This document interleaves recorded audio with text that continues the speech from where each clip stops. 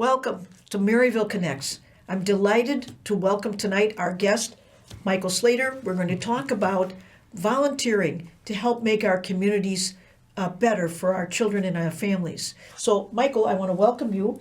And before we even get into the topic that I just told our viewers about, congratulations, you just ran the marathon. Thank you. Number 2 now. The Chicago Marathon, Yes. right? Yes, it was an experience. Actually, funny, I actually started to run the marathon through being a volunteer, actually, for the marathon. So, yeah, I loved it, and I love it. So, yeah. Well, great, and I'm glad you still have some energy left for our conversation tonight. Oh, yeah, I'm recovering from it, but I'm good. So, Michael is the volunteer coordinator for Maryville Academy. Michael's going to speak about more than Maryville. He's going to help us think about volunteering in our communities and different opportunities and some things to be planning in deciding where we might want to volunteer. So, Michael, I'm going to start by asking a little bit about your background that got you ready for being a volunteer coordinator at Maryville. All right, so I have I'm going to say a rich background within the nonprofit arena. Starting off with a background of research, but it was geared towards community involvement. So that kind of geared me, keep in mind I had this whole idea in my head of being a human resource director. But you see how the world or the universe just kind of pulls you somewhere else. But I ended up really getting heavily involved within nonprofit, particularly within community involvement and community affairs. So at one point, my most recent or largest position, I was the over community relations and the AmeriCorps program for a network of community health centers in New York. And do you want to tell us what the AmeriCorps program is? So the AmeriCorps program is a very diverse program. The volunteers, I prefer to use volunteers versus interns or employees because they're not employees, they're not interns, but they're stipend, but they volunteer a lot more of their time because they're not going to be rich. They're not going to have every need met being an AmeriCorps. But within my AmeriCorps program, it was the health core aspect. So our AmeriCorps members would go out and have different aspects of community health, whether it was the community relations aspect of it or whether it was actual diabetes and chronic illnesses and helping prevent it within senior populations or youth populations, whether it was sexual health. A lot of different aspects our AmeriCorps volunteers did, but once again, the AmeriCorps gambit is everything from AmeriCorps Health Corps, AmeriCorps Green Corps, which is about the environment, AmeriCorps Senior Corps, which I cannot think of the name of them, but pretty much those are folks that are seniors that want to give back to the community. So AmeriCorps is a very diverse program, and it's been around for a bit of time. So we want to talk about different kinds of volunteering tonight. What you've just talked about, Michael, is one of the maybe rarer programs where there's at least a stipend, but as you said, it's not going to pay the rent. It's an expression of gratitude, I think, Yes. To help with a little bit of expenses. Much of the volunteering we'll talk about tonight also is without any financial compensation at all. But the point of all of this is to help improve our communities. So, Michael, I'm going to jump into this. You currently have a role at Maryville, and would you say what that role is and how it's different from AmeriCorps? Okay, so currently, I'm actually going on my 3-year anniversary. I am the volunteer coordinator for Maryville. In this role, I am the person that I like to tell people, I'm the person that welcomes you to the door of volunteering for various programs in Maryville. We've been around for 140 years. I shouldn't, brag, but we're bragging. And in 140 years, our programming has become very diverse. So within my role, I'm the person that when folks show interest in volunteering, I connect them to the correct or the best fitting program based upon their interests or their skill sets. So that's what I do quite a bit, as well as go into the community and have a presence for Maryville. So, Michael, now we want to broaden this, of course, to other agencies as well. And we'd like to think about, I'm going to offer 3 categories of activities that volunteers can do, and perhaps we'll explore each one. I think sometimes people want to volunteer one time, and they'll help with an event or an activity, and maybe we'll see them next year for the same thing, but not every day. That would be one group. And a second group might be the volunteer who's coming more often and working with us, but administratively, and therefore not having actual contact with the clients. And then we have some volunteers who come regularly and they have contact with clients. Would that be a fair grouping of these different kinds of opportunities? Most definitely, but there also is an additional, which is the virtual volunteer. Okay. Because since COVID, we know that volunteering has had to grow and expand.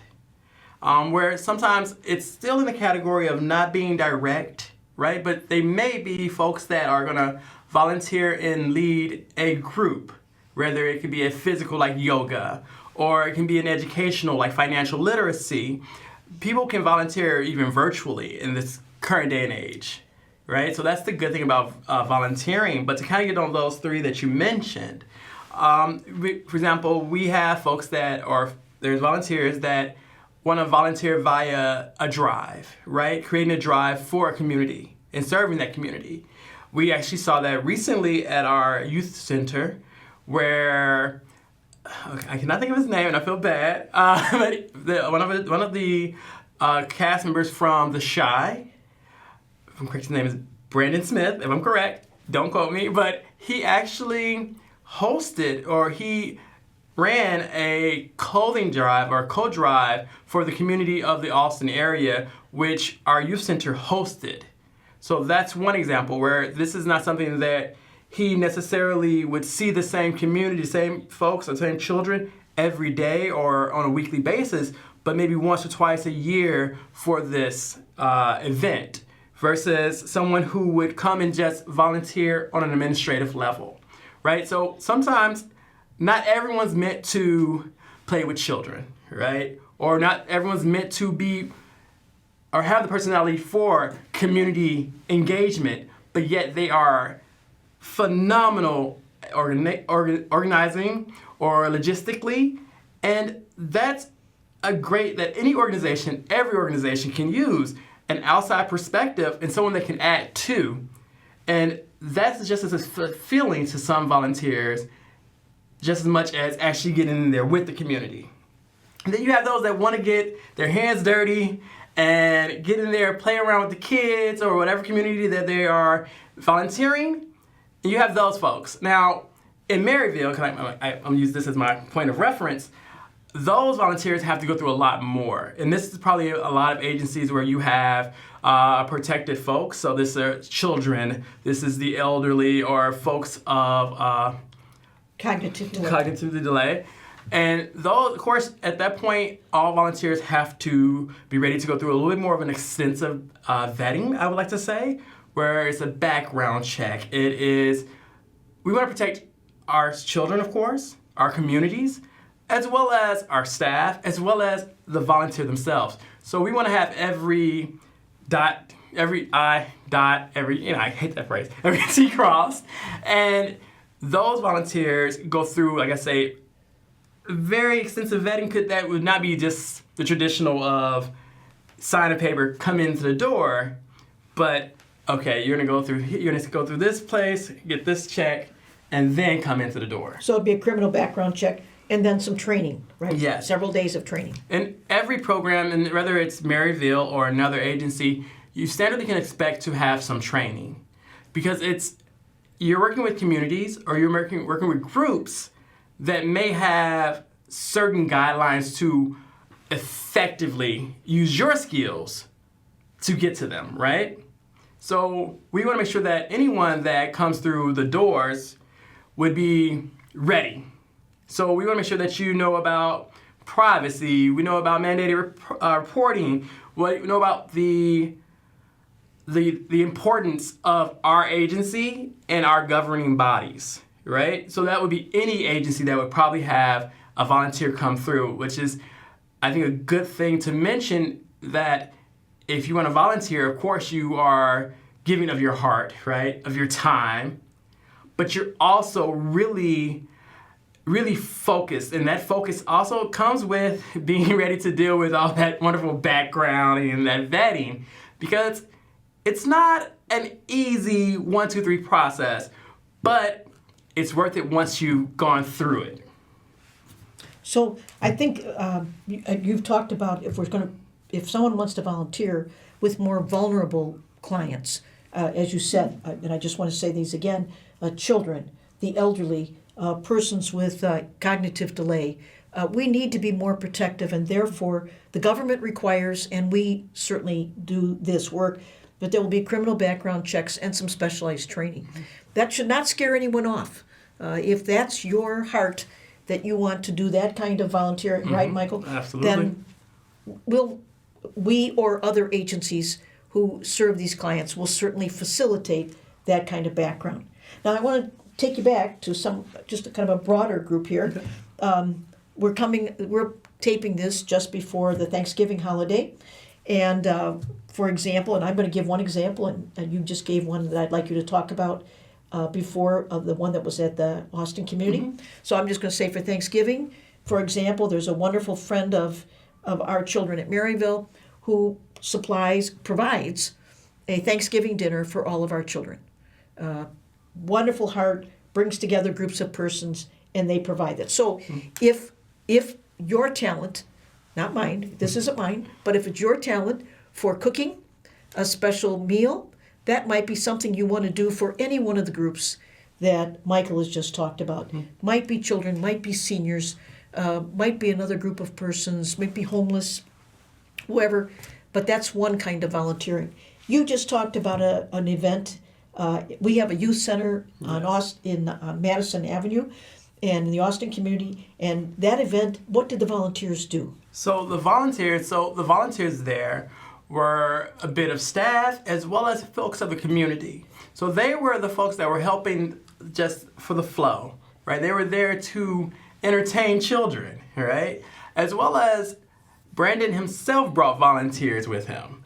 And they helped even more to assist with making sure that the children in the community got the right size coats and clothing, because it was more than just coats. As I mentioned, it was clothing as well, but they were just involved. Even myself, I'm going to consider myself a volunteer in this case, I made sure that every child had a snack bag. It was just something just that small that you would see the glow in a child's face, or the community's face, because once again, there's also adults that were receiving coats and clothing. So I think just little things like that volunteers will do, whether it's just standing by the door to make sure that everyone signs in, whether it's just directing people, or being there to be a Spanish interpreter, because that was also the need of the community, because there were folks that were monolingual or ESL, English as a second language. So that was something that, my very little small Spanish level I was able to do and assist with, as well as one other person that was present that was volunteering. So, Michael, let's assume that I want to volunteer, and I come to you, and I'm not sure what I can do.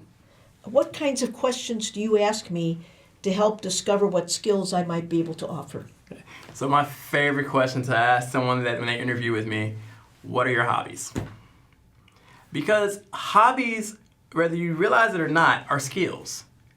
Whether it is, I can spin this pen on the table the fastest and I hold a Guinness World Record for it, there may be a child or someone in our community or in the communities that have that same interest. Like, oh, I always wanted to learn how to spin a pen, right?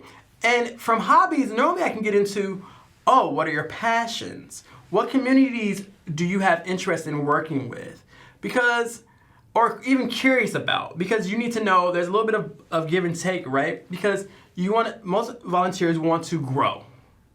They want that experience, but they also want to grow from it, right? Outside of just, oh, I only want to work with this one type of child, this one type of community. Most folks are like, no, I'm curious about this as well. And that's something that I've been fortunate to, when I interview folks, to be able to mention, hey, just letting you know, we have programs like this, we have programs like that. And quite often, because I'll go into that and I'll start talking about the different type of programming, it leads to that kind of like, oh, wait a minute, what about that kind of program? What about that community? So finding out hobbies, passions, curiosities kind of can lead folks that are interested into volunteering down that path to finding out, oh, wow, there's a lot of opportunity. And quite often we get folks that want to volunteer in multiple places and multiple programs, and we don't say no. Now that brings me to another question, which is, how can you help volunteers be realistic about being able to be reliable in coming if it's not a one-time event, but they want to come more often? So quite often, most programs or most agencies that would have volunteers or some type of form of volunteering, whether it's mentoring, there's normally an agreement of time, right? A time period. For us at Maryville, it's 6 months. We ask for a 6 month commitment and 6 to 8 hours per week if possible. And we understand our volunteers are doctors, lawyers, students. They are mothers, fathers, grandparents, great-grandparents in some cases. So we do realize that they have lives and they are giving of themselves. So we always ask, what is your realistic minimum per month that you can give? And how does that look? Because realistic expectations, because we don't want to create an unrealistic expectation for our volunteers, right? For any volunteers. And that's something that's very important for anyone that wants to volunteer to really think about. How much can I commit and what's within my bandwidth? If I am full-time and fully employed, have children, working on my PhD, I may not be able to give 6 to 8 hours per week. But maybe I can give 12 hours per month. That's realistic, and we're still going to welcome that. Most places that have volunteering and mentoring program are going to still welcome that because your skills, your abilities, most definitely will help enrich the communities. Right on. So there are so many different groups of people, and we're not just talking about Maryville here, but so many different groups of persons who can use volunteers. I'm thinking of veterans. Yes. Okay? I'd like you to name some of those different groups that you've, because of your work either at Maryville or AmeriCorps or other work, different groups that are looking for volunteers. Well, I know, for example, I volunteer myself, even as a volunteer coordinator with an agency in Chicago, Project Vita, and I work with one of their initiatives. This primarily focuses on health, right? And the health of a community, a specialized group that I chose to volunteer with. But you also have the VA, for example, in Hines, Illinois. I've spoken with staff there, and they're always looking for folks to come in and be able to give pretty much experiential therapy or activities for some of the vets that actually live within the residence there. So there's a lot of opportunity to volunteer at different places. You can volunteer at a hospital, right, where there are folks that are residing. That gives you the ability to just give someone company who may not have that constant flow of folks coming in, right? You can volunteer at the park district, whether that is cleaning up for the wellness of the community, right? Because if there's broken glass, then you're talking about possible injuries, so you volunteer there. So there's a lot of opportunity to volunteer in a lot of different arenas, but when it comes to focused areas, at least in my opinion, I was gonna put the I there, I think that we go with communities, particularly communities of underserved. So I go into notions of areas based upon socioeconomics, right? Because we see the need for a more diverse array of volunteer and volunteer ability because of the lack of potentially fiscal things. So I would say we go into various communities and even at the church, because believe it or not, churches have ministries that are all about volunteering. So, you know, churches, mosques, temples, all of those. And certainly most of them have a ministry just focused on volunteering. So that's by itself is an area. And what do you find that volunteers ask the most questions about? Oh, the biggest question I get is, do I have to be here on this day every day? And I tell people... Or every week. Every week. And sometimes folks even think every day. I always tell people, life happens, right? You are a resource. As a volunteer, volunteers are resources. to whatever agency they are volunteering with. And as a result of that, we understand life happens. We understand that sometimes you may have to stay late at work. Sometimes there may not be a babysitter. Sometimes you may have an assignment due the next day. That's understandable, and most agencies will be able to understand that. So don't let time or your own commitments, per se, that are priority, be something that hinders you. I understand that. I'm going to add also, at Maryville, we teach our children that we need to give back. We're blessed by so many generous persons who try to help us with their time, their talent, and sometimes with their treasure. And whatever we're receiving, we need to give back as well.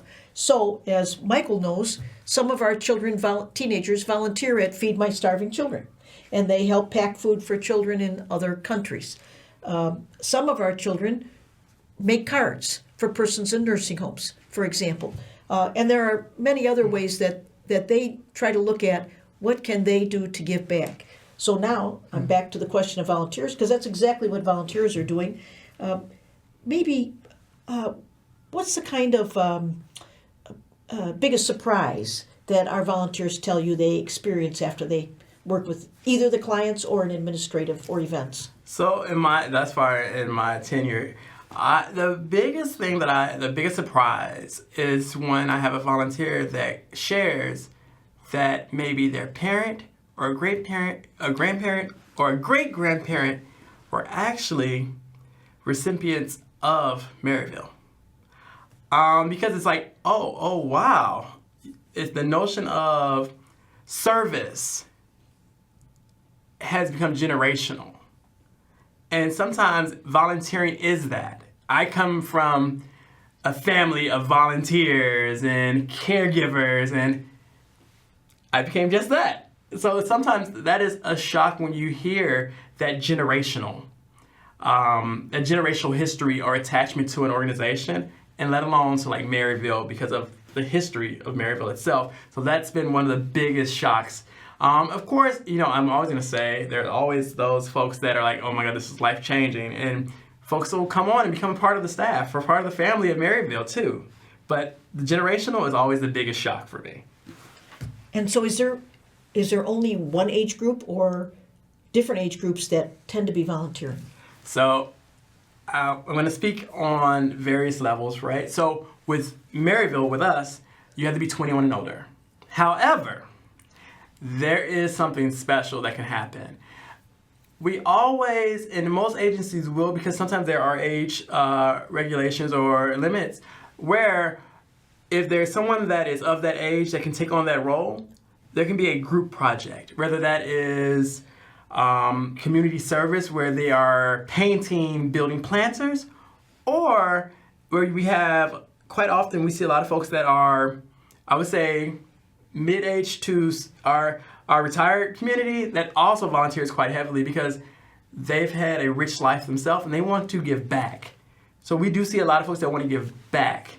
And well, we have a lot of high schoolers actually that want to give back too, honestly. We have a lot of them that want to try to find their way into Maryville or into an agency to volunteer. And it's not just for those mandatory service hours. For sure. So I think what we want to encourage today, you can't help but see Michael's enthusiasm and passion for this. We want to encourage that we are giving back to our communities. We are building up our communities. And I think, Michael, it doesn't matter if, it does matter if my gift is I like to play cards. And I play cards with someone who's lonely or together in groups that don't have a lot of visitors. Or I like to garden. And we have volunteers who help us with the gardening and teach the children gardening. Or Habitat for Humanity. Oh, yes. Which is an AmeriCorps. Yes, do you want to say something about that? Habitat for Humanities also has an AmeriCorps wing as well, which is part of that AmeriCorps Green programming. So that's building homes, right? Exactly, building homes as well as restoration of communities. So whatever talents or skills or, as you said, hobbies or passions people have, that's something we can give to one another. I think maybe a final message that you'd like to give, Michael. My final message is that volunteering has no limit. It has no face, it has no age. Everyone can volunteer, and there's a richness that one gets from the experience as a volunteer that is beyond financial gain. I've volunteered majority of my life, and I would never stop. So I think volunteering is just the best thing in the world, in my opinion. So get out and volunteer, everybody. Maryville Connects, we bring you this message and this wonderful messenger for encouraging each of us to give back to our communities and help one another. Thank you for joining us.